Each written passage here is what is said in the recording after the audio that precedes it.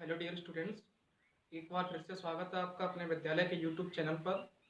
जैसा कि इस वीडियो से पहले हमने दो पार्ट डाल दिए हैं। पहले पार्ट में प्रश्न नंबर 1 लिखा है और दूसरे पार्ट में प्रश्न नंबर 2 और प्रश्न नंबर 3 कराए हैं। अभी अगला वीडियो है पार्ट 3, इसमें क्वेश्चन नंबर 4 और 5 कराए जाएंगे। तो इसमें देखेंगे प्रश्न नंबर 4 को।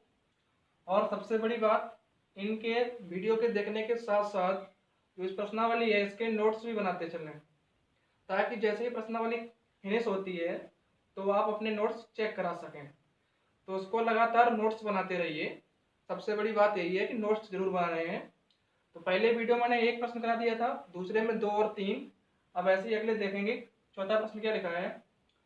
लिखा है कि दर्शाइए कि किसी पूर्णांक m के लिए एक धनात्मक विषम पूर्णांक का वर्ग 8m+1 के रूप का होता है। तो इसके कहने का मतलब क्या है तो वो देखेंगे। लिखा किसी पूर्णांक m के लिए एक धनात्मक विषम पूर्णांक। विषम पूर्णांक का तो पता ही हो क्या होगा, धनात्मक विषम पूर्णांक यानी कोई भी पूर्णांक हो वो प्लस का हो और विषम हो। तो विषम पूर्णांक कौन कौन से होते हैं सभी को पता है।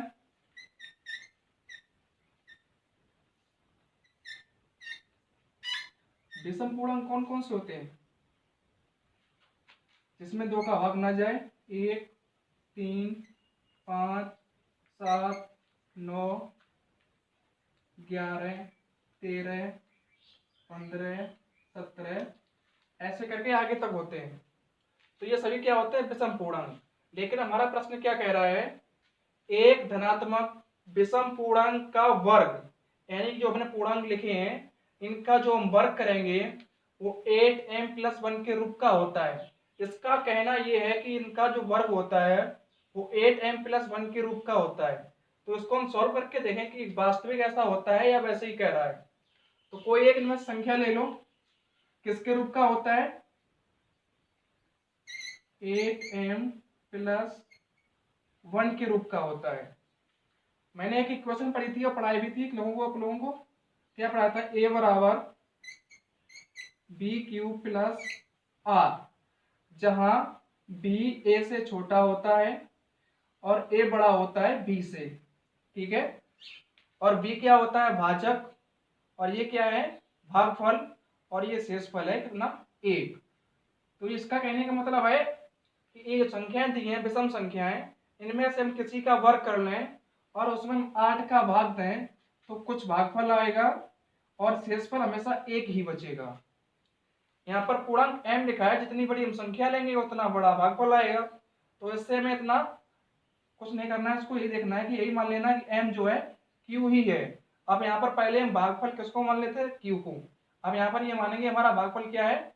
m है। तो इनमें से कोई संख्या लेके देख लो, जैसे और कोई संख्या ऐसी लेंगे जो 8 से ज्यादा हो जाए। जैसे 1 का हम वर्ग करेंगे तो 1 ही रहेगा, तो इसमें 8 का वर्ग जाएगा नहीं, तो 1 को तो हम ले नहीं सकते हैं। 3 का वर्ग करेंगे कितना हो जाएगा? 9, जो कि 8 से ज्यादा है, तो उसको 3 को हम ले सकते हैं।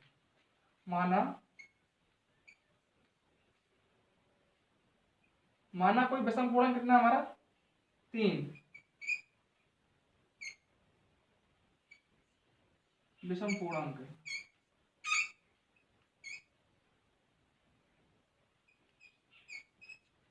हमने 3 को विषम पूर्णांक माना। आप कह रहा है ये पूर्णांक का वर्ग, तो इसका वर्ग कितना होगा? 3 का वर्ग देखेंगे हम 8m+1 के रूप का होगा या नहीं होगा। तो 3 का वर्ग कितना होता है? 9 बराबर 8m+1। अगर 8 का भाग हम 9 में दें कितनी बार जाएगा? 8 का भाग 9 में देंगे तो 1 ही बार जाएगा और शेषफल कितना बचेगा? 1। तो इसको 9 को हम क्या लिख सकते हैं? 8 × 1 और प्लस 1। ये दोनों कैसे हैं? समान ही तो है। यहाँ पे 9 अकेला लिखा है, यहाँ पे 8 1 8 और 1 जोड़ देंगे तो 9 ही हो जाएगा। तो ये दोनों समान हैं। अब उसने क्या कहा था कि किसी विषम पूर्णांक का वर्ग, तो 3 हमारी विषम संख्या थी, इसका जो वर्ग है वो 8m+1 के रूप का होता है। तो 8m की जगह पर क्या आ गया? 1। पहले इसने कहा था कि m कोई पूर्णांक है, किसी पूर्णांक m के लिए, तो m की जगह 1 आ गया और शेषफल कितना बच रहा है? 1। तो ये जो 3 है, 3 का वर्ग है वो 8m+1 के रूप का हो रहा है। इसके अलावा कोई संख्या ले लेंगे हम, जब भी उस संख्या में हम भाग देंगे, वर्ग करके जो संख्या हम भाग देंगे, किसका भाग देंगे? 8 का, तो शेषफल हमेशा एक ही आएगा, भागफल कुछ भी आ सकता है। तो करके देख लो कोई। अभी हमने 3 रखा है, अब की बार 3 की जगह कुछ और रख लो, 5 रख लो। अब कह रहा है 5 यानी विषम पूर्णांक का वर्ग, तो 5 का हम वर्ग करेंगे, किसके रूप का होता है? 8m+1 के, यानी कि 8 का भाग दें इसमें, तो शेषफल कितना आना चाहिए? 1। तो 5 का वर्ग कितना होता है? 25, 8m+1। यहाँ पर कितना है? भाजक कितना है? 8 और भाज्य कितना है? 25। तो 8 का जब हम भाग 25 में देंगे तो देखेंगे शेषफल 1 बच रहा है कि नहीं बच रहा है, देखेंगे। 8 का भाग 25 में कितनी बचेगा? 3 बार, 8 3 24, शेषफल कितना बचेगा? 1। तो इसको अभी हम 8m+1 के रूप में लिख सकते हैं। 25 को भाग कितनी बार गया था हमारा? 3 बार और +1। उसने पहले कहा था m कोई पूर्णांक है, तो जितनी बड़ी यहाँ पे संख्या रखेंगे उतना बड़ा भागफल आएगा, लेकिन शेषफल 1 ही बचेगा। तो ये कह रहा है किसी पूर्णांक का वर्ग 8m+1 के रूप का हो सकता है। तो पहले हमने 3 रखा था तो वो भी हो गया, अब 5 रखा था वो भी हमारा 8m+1 के रूप का हो रहा है। अगली कोई संख्या रख के देख लो।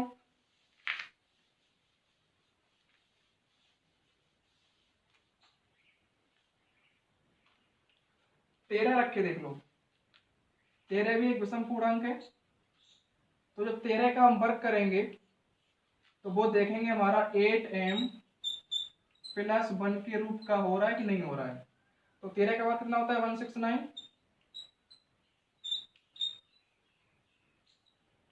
अब ये यहाँ पर 8 जो है भाजक है और 169 जो है भाज्य है, तो 8 का भाग जब हम इसमें देंगे तो देखेंगे शेषफल 1 बच रहा है कि नहीं बच रहा है। 2 8 का भाग,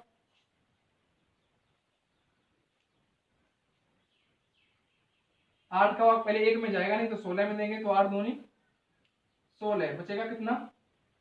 कुछ नहीं बचेगा, तो क्या करेंगे? 9 को ले लेंगे यहाँ पे। तो 8 का भाग 9 में कितनी बार जाएगा? 1 बार। तो जब 9 में से हम 8 घटाएंगे तो 1 ही बचेगा। तो हम कह सकते हैं कि कोई भी हम विषम पूर्णांक ले लें और जब उसका वर्ग करें और वर्ग करके जब उसमें 8 का भाग देंगे तो शेषफल हमारा 1 ही आएगा। अब विषम पूर्णांक तुम 1 से लेकर के अनंत तक कोई भी ले सकते हो, और जब उसका वर्ग करेंगे तो उसको हम 8m+1 के रूप में लिख सकते हैं। तो 169 को हम क्या लिखेंगे? 8, हमारा भागफल कितना आया है? 21 और +1। इसके प्रश्न के कहने का मतलब यही था कि किसी भी विषम पूर्णांक का वर्ग 8m+1 के रूप का होगा। 8m+1 के रूप के होने का मतलब ये है, जब किसी विषम पूर्णांक का वर्ग करेंगे और उसमें जब हम 8 का भाग देंगे तो शेषफल हमेशा 1 ही आएगा। अब आप कोई भी संख्या ले लेना, विषम संख्या होनी चाहिए, कोई भी विषम संख्या ले लेना और उसका वर्ग करना और उसमें जब 8 का भाग दोगे तो शेषफल हमेशा 1 ही आएगा। ऐसा आप खुद भी करके देख सकते हो। तो देख लेना, मैंने 3 एग्जांपल बता दिए अभी, 3 का, 5 का और 13 का। तो इतना ही बहुत है, आगे खुद कर लेना। तो जैसा हम लिखा रहे हैं वैसे ही लिखते जाना है, बिल्कुल नोट्स में वैसे ही बनाना है। जैसे लिखा, माना कोई 13 विषम पूर्णांक है, इससे पहले माना था 5, इससे पहले माना था 3, तो तीनों एग्जाम्पल आपको लिखने हैं।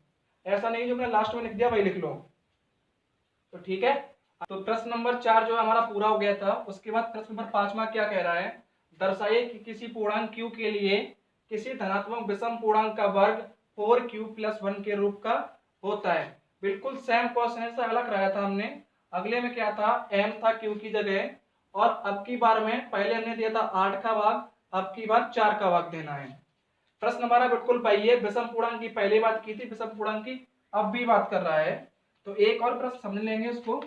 तो विषम पूर्णांक कौन कौन से होते हैं खूब पता है तुम्हें? विषम कौन कौन से होते हैं? 1 3 5 7 9 11 13 15 17 19, ऐसे ही आगे तक। तो ये सभी क्या है? विषम पूर्णांक।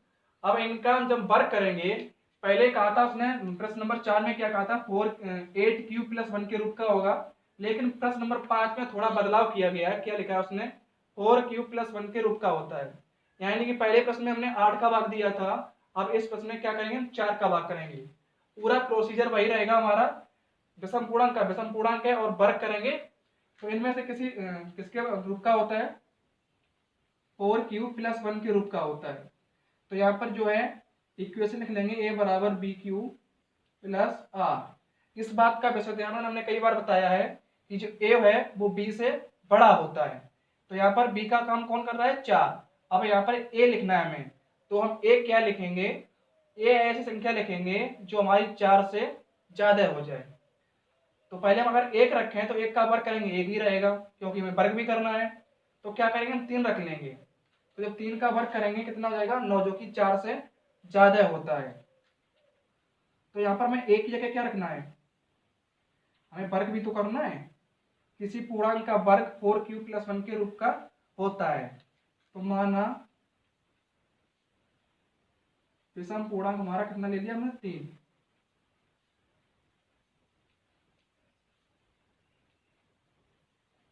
विषम पूर्णांक 3 है। 3 है, जब हम a की जगह 3 रखेंगे तो 3 का हम वर्ग करेंगे बराबर 4 क्यूब प्लस 1। अब 3 का वर्ग कितना होता है, 9 बराबर 4 क्यूब प्लस 1। पहले में क्यू था, पहले में m था, इसमें क्यू, बस इतना ही फर्क है। अब हम क्या करेंगे, 4 का भाग 9 में देंगे और देखेंगे कि शेषफल 1 आ रहा है कि नहीं आ रहा है। तो 4 का भाग 9 में देख देख लो, सीधी सीधी बात है। कितनी बार जाएगा, 2 बार, 4 दूनी 8, कितना बचेगा, 1। तो इसको हम क्या लिख सकते हैं, 9 को जितनी बार भाग गया उतनी बार गुणा करेंगे और जो शेषफल बचा उसको हम जोड़ देंगे। तो यहाँ पर 4 क्यू, भागफल कितना आया था, तो इसको तुमने क्या नाम दे दिया, क्यू। तो 4 इसको हम क्यू मानेंगे, तो 4 क्यूब प्लस 1 के रूप का हो गया कि नहीं हो गया। ये क्या माना था हमने, 3। जब 3 का वर्ग करेंगे तो वो वर्ग करके जो संख्या आएगी उसमें हम जब 4 का भाग देंगे तो शेषफल हमारा 1 ही बचेगा। अब इनमें से आप कोई भी संख्या ले लो और उसका वर्ग करो, और वर्ग करके जब हम 4 का भाग देंगे तो उसमें शेषफल हमेशा 1 ही आएगा। तो अब करके देखते हैं अगले। अभी हमने कितना माना था, 3। आप कोई और पूर्णांक मानते हैं,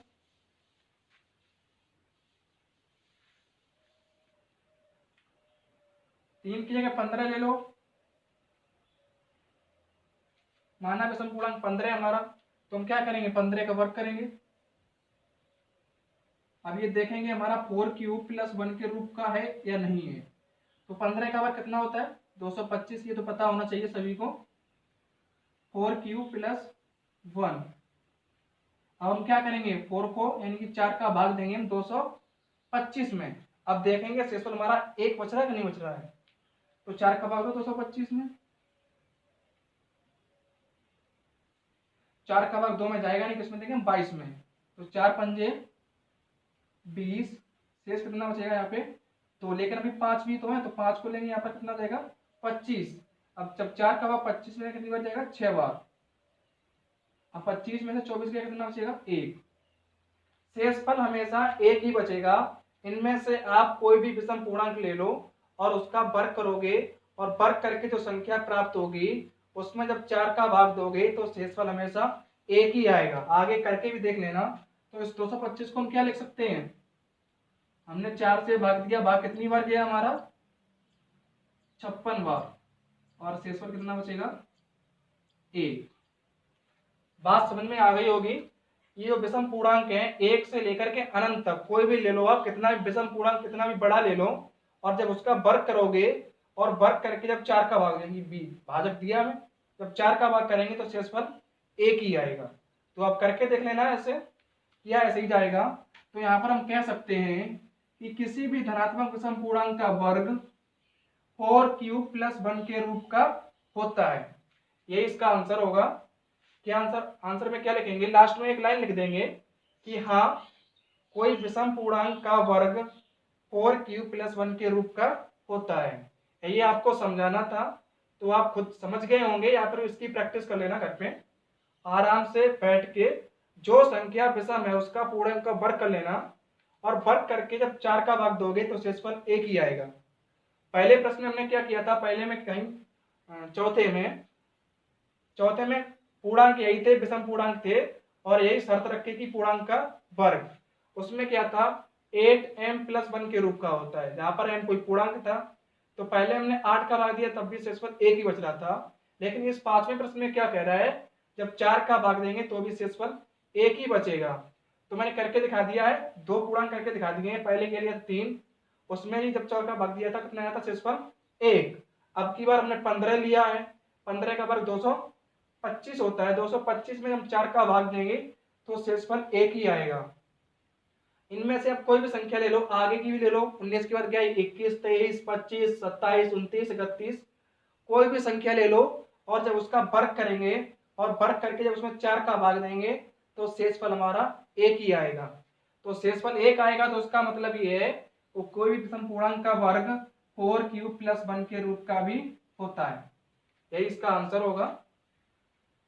2 प्रश्न इसमें भी हो गए, आगे के प्रश्न देखेंगे अगले वीडियो में।